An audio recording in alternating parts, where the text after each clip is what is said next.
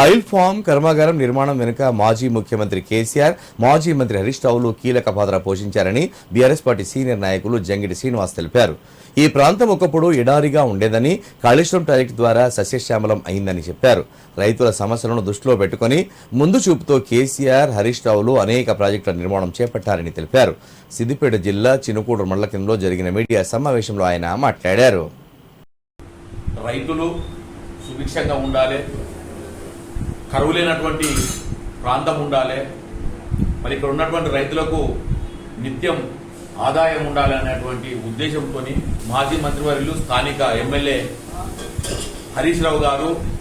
ఆలోచించి ఇక్కడ ఉన్నటువంటి రైతాంగాన్ని మరి ఆర్థికంగా బలపరచాలనే ఉద్దేశంతో మరి ఆయన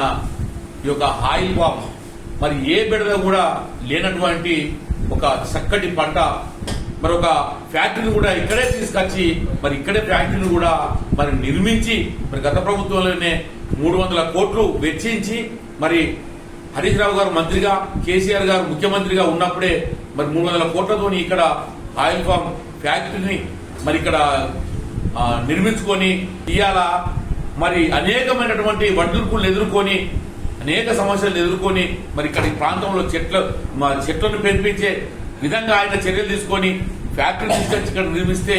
ఇవాళ మేము తీసుకొచ్చినామని చెప్పుకోవడానికి ఇవాళ రేవంత్ రెడ్డి రావడము ఇది నిజంగా ఇది అత్యంత దయానీయమైనటువంటి పరిస్థితి.